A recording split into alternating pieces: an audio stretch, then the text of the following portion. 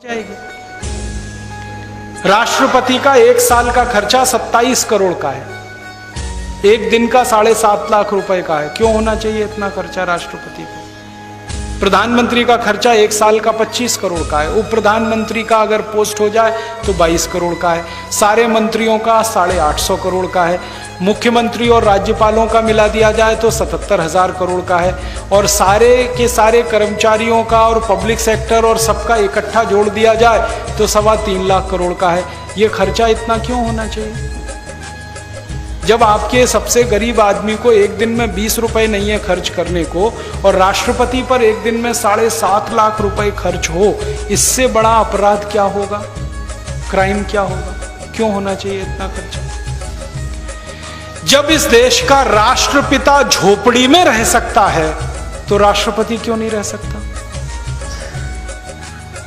इस देश के लोगों की उंगली पकड़कर आजादी दिलाने वाला महात्मा गांधी, मोहनदास करमचंद गांधी अगर झोपड़ी में रहकर आजादी दिला देता है तो आजादी के बाद के नेता झोपड़ियों में क्यों नहीं रह सकते? क्यों इतना खर्चा होना चाहिए उनके ऊपर? और हमारा ये कहना है कि हमारे बच्चे अगर म्युनिसिपैलिटी के स्कूलों में पढ़ सकते हैं तो नेताओं के बच्चे क्यों नहीं पढ़ने चाहिए म्युनिसिपैलिटी के स्कूलों में? उनके बच्चे अमेरिका और यूरोप में क्यों जाने चाहिए? हमारा इलाज अगर सरकारी अस्पतालों में होता है तो मंत्रियों का इलाज क्यों नहीं होना चाहिए सरकारी अस्पतालों में? वो क्यों एम्स में भर्ती होते हैं? उनके कोई विशेष अधिकार हैं इसलिए ना? हम तो विशेष अधिकार खत्म करना चाहते हैं। आप दुनिया के तमाम देशों में जाओ, फ्रांस में जाओ, जर्मनी में जाओ, डेनमार्क में, स्वीडन में, कहीं भी चले जाओ, शाम को 5 बजे के बाद उस देश के राष्ट्रपति आपको सब्जी खरीदते हुए, अपना थैला लटकाते हुए दुकानों में दिखाई दे जाएंगे। राष्ट्रपति और प्रधानमंत्री भारत में क्यों नहीं हो सकता? साधारण आदमी की तरह जिंदगी क्यों नहीं बिता सकते? उनको जेट सिक्योरिटी क्यों चाहिए? वो कहते हैं जी इनको मरने का डर है। तो मरने का डर है तो राजनीति में क्यों आए? घर में बैठो।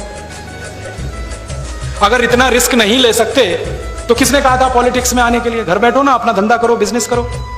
हमारे यहां तो जिन लोगों को मरने का डर नहीं था वही लोग राजनीति में आए थे। भगत सिंह, ऊधम सिंह, चंद्रशेखर, जिनको मरने का ही डर नहीं था, जवान जिंदगी को दांव पे लगा देने का डर नहीं था, वही पॉलिटिक्स में आए थे।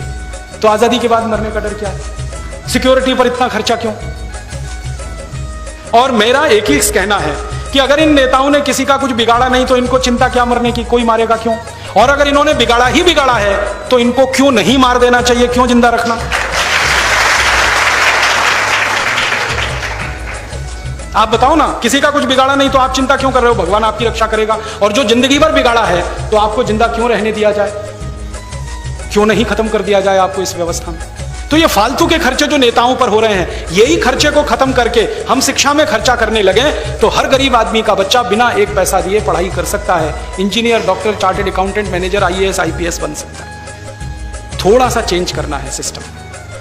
हमारा मानना है कि सारे सांसद, सारे विधायक वैसे ही साधारण तरीके से रहें जैसे इस देश का आम आदमी रहता है, क्योंकि वो उसके प्रतिनिधि हैं। वो करोड़पतियों के प्रतिनिधि नहीं है, वो आम आदमी के प्रतिनिधि है, गरीब आदमी के प्रतिनिधि। तो हम ये परिवर्तन चाहते हैं और हमारे ये सारे के सारे उद्देश्य एक ही बात को कहते हैं कि हम व्यवस्था में परिवर्तन चाहते हैं, सत्ता में नहीं। सत्ता में कांग्रेस रहे या बीजेपी, हमको कोई फर्क नहीं पड़ता। हम चाहते हैं ये सिस्टम बदलना चाहिए, नया सिस्टम आना चाहिए। और वैसे भी ये सिस्टम जो चल रहा है ये कॉलोनियल है, अंग्रेजों का दिया हुआ है। आपको मालूम है हमारी पूरी शिक्षा व्यवस्था टीवी मैकॉले की बनाई हुई ड्राफ्टिंग पे चलती है, और टीवी मैकॉले ने 1840 में इंडियन एजुकेशन एक्ट बनाया। अब आजादी के इतने साल के बाद हम क्यों ढोएं उसको? खत्म करो उसको, नया ड्राफ्ट बनाओ, नया पाठ्यक्रम बनाओ, नया अभ्यासक्रम तैयार करो। हमारी जो कानून व्यवस्था है